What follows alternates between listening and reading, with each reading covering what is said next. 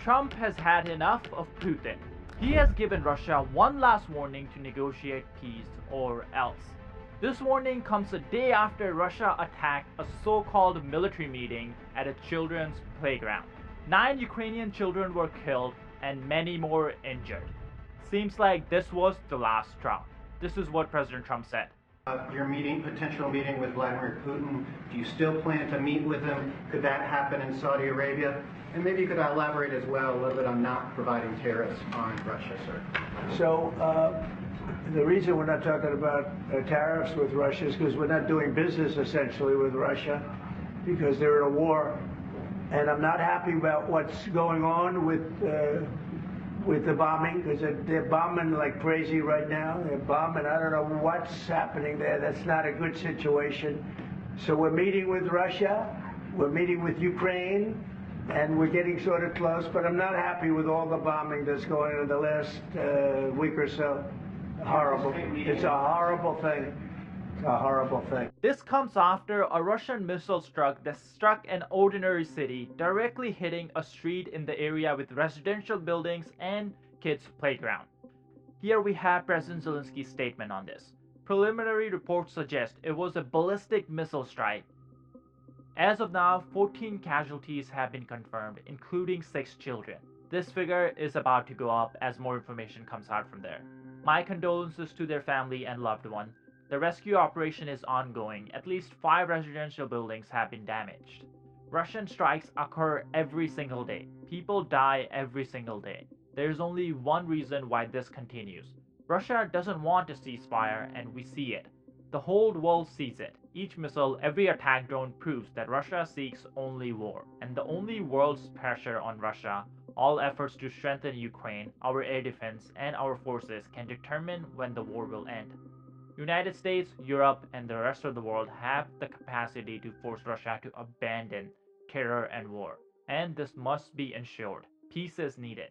It's important to point out that Ukraine has already agreed to an unconditional ceasefire, while Russia has not. Before moving forward, if you guys can please hit that subscribe button down below to keep up with all the geopolitical news like this one. Let's begin. Another thing that's important to point out is that Russian delegation, a Russian negotiator, was in United States while this attack happened. And Russia was saying they are negotiating peace all the while attacking civilians and attacking kids. It's just truly horrible. Now Russia says that they were targeting a military meeting that was happening at this playground. I guess they're technically right because there is a retired veteran who lives right outside the playground and his house was damaged. I'm guessing this is the military meeting Russia is talking about, but the guy lives alone and he's injured from the war that Russia started. So I don't know why Russia felt the need to launch a ballistic missile into kids' playground to attack his balcony. Here's the report on this. Oleg, who was wounded in action a year ago, now surveys the scene from his ruined balcony. It's just so awful. So many children died. 9 children and 9 adults were killed on Friday when Russia fired a ballistic missile loaded with cluster munitions at this residential area. They have some kind of hatred for us. I guess they just think we should not exist. That's what they want. That's their aim. As to why the city of Kryvyi Rih in particular is being targeted, only one explanation springs to mind. Maybe it's because our president is from here. I don't know. The Russians say they were targeting soldiers, but there are no soldiers here. Russia claims to have hit a high-level military meeting in this restaurant near the playground. The CCTV footage shows nothing of the sort. Here is the same moment from 3 different angles.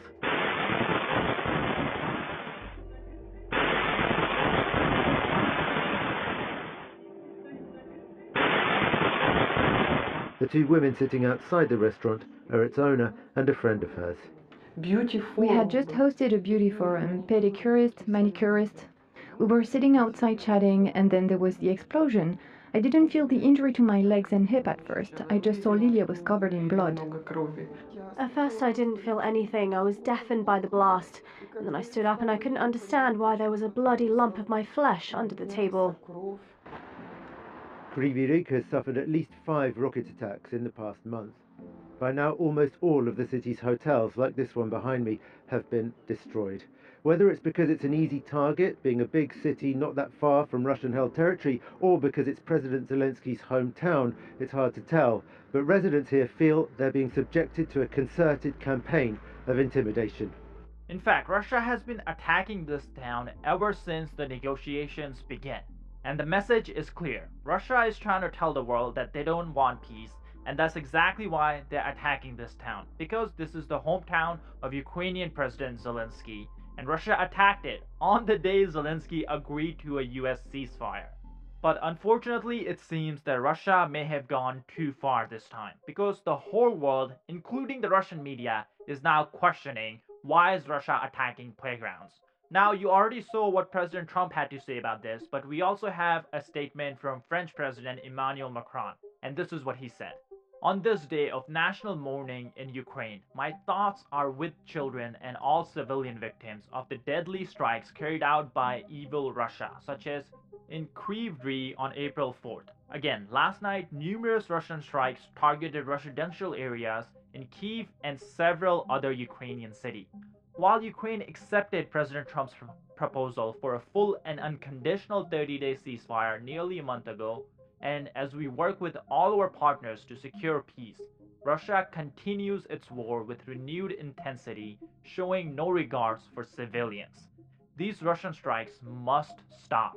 A ceasefire must be reached as soon as possible, and strong action must follow if Russia continues to stall and reject peace. How much longer will Russia toy with peace offers from the United States and Ukraine while continuing to kill children and civilians? I think attacks like these and the attacks Russia has carried out ever since the peace process has begun shows one thing. The current strategy that US is carrying out, the current strategy that President Trump is carrying out is not working. We have given Russia so many concessions that we should not have. Why? Because we wanted the negotiations to begin on a right footing. And we hoped that Russia would come to the negotiating table with the intention to negotiate a fair deal. But no, Russia sees all these concessions that we have given up as a sign of weakness, and they're exploiting that. They have carried on attacking Ukrainian civilians, and I'm not just talking about this playground attack. In fact, Russia has attacked Ukraine every single day of this month already. The pressure on Russia is still insufficient, and the daily Russian strikes on Ukraine prove it. Last night, ballistic missiles were launched against Kyiv, while attack drones targeted the region. Strikes also hit other regions. The number of air attacks is increasing. This is how Russia reveals its true intentions, to continue the terror for as long as the world allows it. Over the past week, they have launched more than 1,400 guided aerial bombs, nearly 700 attack drones, and over 30 missiles of various types against Ukrainian cities and villages, against Ukrainian people. More than 20 of them took place just last night. Every strike targets our people, our children. They are waging war against children playing on playgrounds. My condolences to all the families and loved ones of the victims. I thank our servicemen who are helping and saving Ukrainians. These attacks are Putin's response to all international diplomatic efforts. Each of our partners, the US, all of Europe, and the entire world has seen that Russia intends to continue the war and the killing. That is why there can be no easing of pressure. All efforts must be aimed at guaranteeing security and bringing peace closer. In fact, we have numbers to back up the claim President Zelensky is making. You see this chart? It tracks the strikes Russia was carrying out against Ukraine before the peace talks started and afterward. Russia has increased missile and drone attacks on Ukraine by 50% since the US brokered peace talks have started. Moscow has also rejected Trump's ceasefire proposal. Putin is obviously not interested in ending his invasion. Here we can zoom into the chart. You can see 30 days preceding the peace talks, Russia roughly launched 3,150 strikes against Ukraine, and 30 days after the peace talks started, Russia has launched almost 1,400 strikes. This is not someone who wants peace. In fact, the situation has gotten so bad that even the Russian media, the Kremlin TV, is questioning Russian officials. Because the videos and images coming out of Ukraine are clear as day. There are evidence against Russia for war crimes. That's why Russian TV is now asking Kremlin officials if there's a mistake in Russian intelligence. because everyone can see that Russia is not targeting military facilities. They are targeting playgrounds, they are targeting parks. Here's the clip of Kremlin TV questioning the Kremlin spokesperson Dmitry Peskov. Ukraine confirmed that 9 children were killed in a strike on April 4th on Kryvyi Rih. The Defense Ministry reported that they struck at the place where the meeting with the commanders of the formation with Western instructors was held. And yet children were killed. Maybe it was a mistake on the Russian side, that maybe the intelligence data was not accurate? What comment do you have on this topic? Here I propose to be guided entirely by the statement of our Ministry of Defense. And our military is hitting military and near-military objects. No strikes on social objects, on objects of social infrastructure are inflicted. In fact, this situation has gotten so much coverage that Russia in UN has to make a statement saying that Russia does not target kids. The pictures coming out of Ukraine, the videos coming out of Ukraine are all fake. So let me just give some unsolicited advice to all the Russian officials who are watching our videos.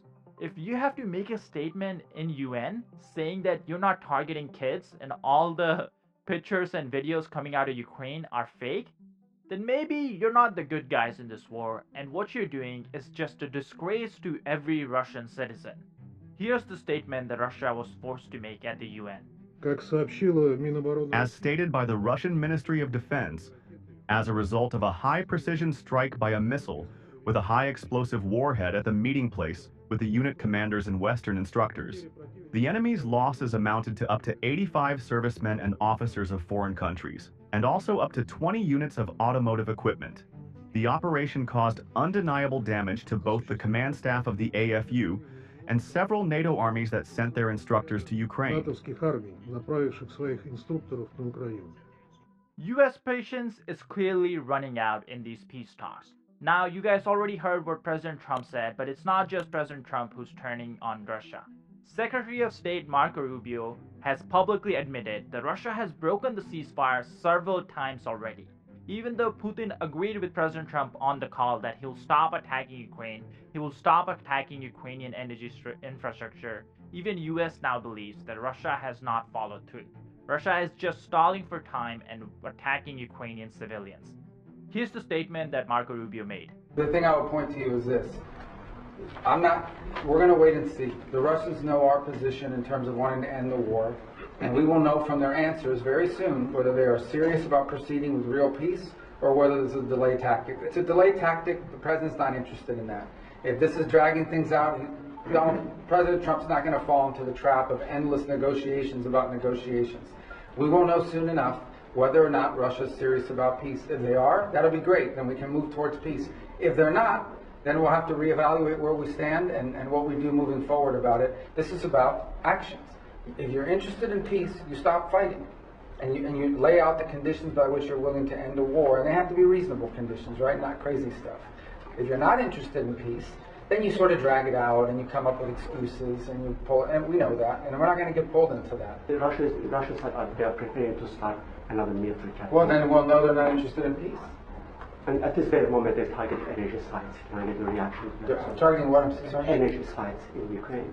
Well, again, I get that means they're violating the ceasefire. That's not a good sign. Okay, if we have a true ceasefire, which is what we wanted, a complete ceasefire, nothing should be blowing up.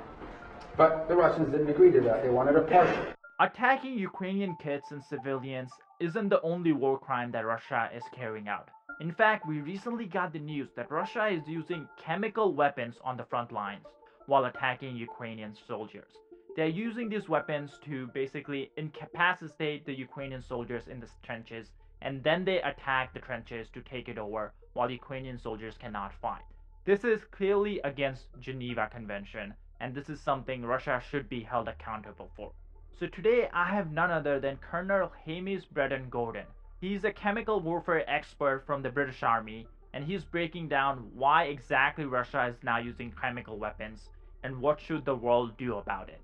My name's Hamish Braden Gordon. I am the former commander of the UK and NATO chemical, biological, radiological and nuclear defence forces. Today I'm going to talk to you about the use of chemical weapons in Ukraine by the Russian forces and how effective it's been. Chemical weapons are the most abhorrent weapons known to man. They were used extensively in the First World War and not a great deal after that. Hitler developed nerve agents but never used them because he thought that the Allies had nuclear weapons and would overwhelm him. They were used in the Iran-Iraq War in the 1980s. Saddam Hussein used chemical weapons a lot to try and kill the Iraqi Kurds. And the most well-known chemical attack, I suppose, is in the northern Iraq Kurd city called Halabja in March 1988, which killed 5,000 people initially and in total about 12,000 people.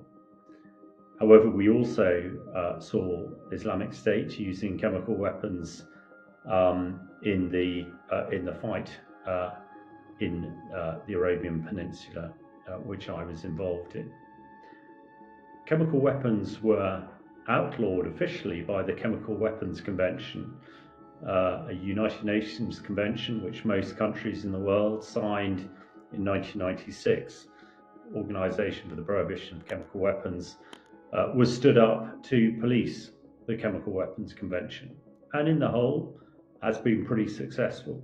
However, today I'm talking to you from a town in the United Kingdom called Salisbury, and back on the 3rd of March 2018 there was a chemical attack by Russian secret agents of the GRU on a British double agent called Sergei Skripal, using a deadly nerve agent called Novichok. Now, Sergei Skripal survived. Unfortunately, a civilian in the city called Dawn Sturgis died. The year before, the Russians had declared they got rid of all their chemical weapons and had none. We then wind forward to the war in Ukraine. The Russians invaded on the 24th of February 2022 from Belarus, and the war over 3 years now is still ongoing. However, what I want to talk to you over the next 10 minutes is the use of chemical weapons by the Russians in the Ukraine war, which is little covered and should be, because it's hugely important. From about the middle of last year, mid-2014, we started to get reports of some sort of chemical, some sort of gas being used on the front lines down in the Donbass, which was being very effective. The Russians were using it straight out of their playbook. First of all, they put a heavy conventional bombardment down. They would then drop small hand grenades from drones full of a gas, which would go into the trenches where the Ukraine soldiers were. Because they didn't have gas masks, they had to leave the trenches, and the Russians then followed up with artillery fire and also with direct fire, being very effective. In fact, most of the advances in the last 12 months in southern and eastern Ukraine by Russian forces have been made by using gas. So why gas? Well, in my 10 years in Syria, I saw how effective the use of chemical weapons were. In fact, I'm often quoted as saying, if you have no morals or scruples, you'd use chemical weapons all the time. They're very cheap, they're very easy to use, and they're very effective, but they are abhorrent. They're completely indiscriminate, and in Syria, 99% of people killed were civilians, and actually the majority were also children. The Assad regime used the deadly nerve agent sarin. In March 2013, they killed, it's believed to be about 1,500 people using the nerve agent in a place called Ghouta, a city that I saw only a few weeks ago after Syria fell and Assad was kicked out of Syria. People like me who had been there helping people during the regime went back in, and I saw the site in Ghouta where so many people died. But the Russians saw all this, because of course the Russians were supporting Assad to help him subjugate his people for many years. So wind forward when they're having difficulties in Syria, they went to chemical weapons. Initially, we didn't know what this chemical weapon was, but with analysis and taking samples, we quickly discovered it was something called chloropicrin. Chloropicrin was one of the very, very early chemical weapons in the First World War. And it's what we call an incapacitant rather than a killer.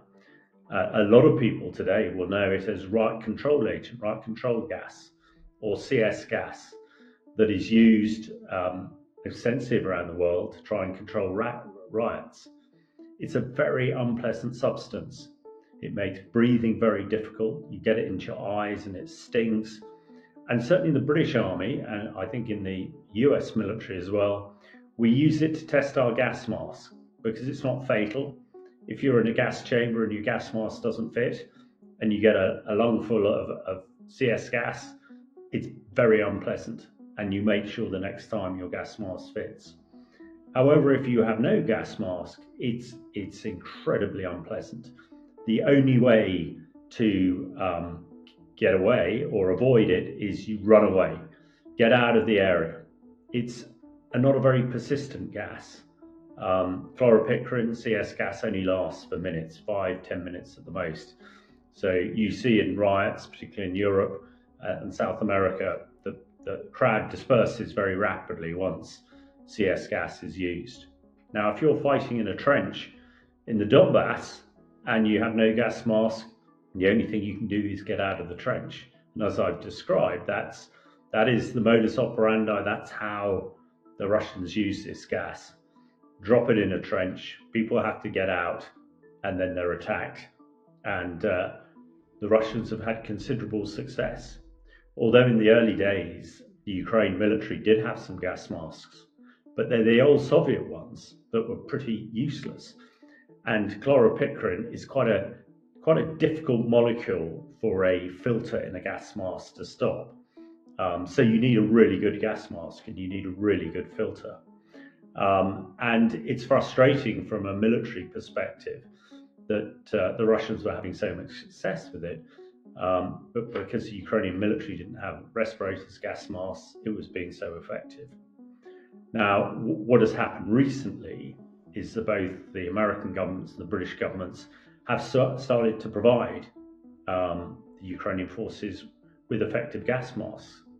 In fact, they are providing them predominantly with a gas mask called the FM50, which is the American military standard gas mask, general service respirator, as we call it in the UK. And the American military have got millions of these. So they've started to be provided. They've also been provided with a gas mask called the C50, which is a derivative of the standard US military gas mask. Now, these gas masks are actually made by a British-American company called Avon Industries, who have a large factory in the US and a large factory in the UK as well. It is also the standard NATO military gas mask. So it's the best in the world, without a shadow of a doubt, the best of British and military technology together and manufacture. And I'm delighted that these gas masks are now hitting the front line and it's becoming less effective. To date, I understand that the American and British governments and some of the European countries that have bought these masks have delivered about 100,000. Now, the Ukraine military require in total about 300,000. So hopefully that will come to fruition. But it's very important that this story gets out, because not many people know that the Russians are yet again committing war crimes. This is a war crime. It's illegal under the Chemical Weapons Convention. It's illegal under every sort of convention that the Geneva Conventions that we know of, and it should not be used. There is a concern, of course, that the Americans, that the Ukrainians could well suffer more. We know that the Russians have an extant chemical weapons program based around the Novichok series of fourth generation chemical weapons that we used here in my hometown in Salisbury in the UK. Now, Novichok is probably the most deadly chemical man has ever made. If the Russians started to use that on the front line in Ukraine, there could be thousands, if not tens of thousands of deaths caused by it. Of course, if they have this British-American gas mask, those Ukrainian soldiers will survive and will be able to fight on. So we need to watch this very closely. The Ukraine government have sent a report to the United Nations and the Organization of the Prohibition of Chemical Weapons, detailing over 4,000 uses of this chloropicrin riot control agent by Russian forces in the last year, and they continue to use it. Only last weekend, I was talking to people on the front line, some of the frontline brigades in the area of Petrovsk and Sumy, who had been under attack from chloropicrin, this chemical weapon, that very day. So hopefully people will see this video. They will see the devastation that chemical weapons can use on civilians and also on military forces. And let's hope it will galvanize people to provide the right kit so that Ukrainian forces can fight on without being gassed by chloropicrin or any other chemical weapon. YouTube just dropped a mind-boggling announcement. It is paying creators $64 million per day. Why? Well, because YouTube doesn't have enough creators right now. That's why you see videos on your homepage that have less than 1,000 views, like this one. Now, of course, that doesn't mean everyone should start a channel. But if you have ever wondered about starting a YouTube channel or a faceless channel, now is the perfect time. YouTube is paying creators millions every single day, and it's pushing newer and smaller channels now more than ever. But I'm sure you have many questions on how to start and grow a channel. I get these questions in my email all the time from some of you guys. That's why we have decided to put all our YouTube advice into one training bootcamp for completely free. So if you're someone interested in starting your own YouTube channel, you can sign up for this bootcamp by clicking the link in the description or scanning the QR code on your screen. This bootcamp is like a Zoom call, so it is limited to 100 people at a time. So be sure to sign up before it gets full. Now back to the video.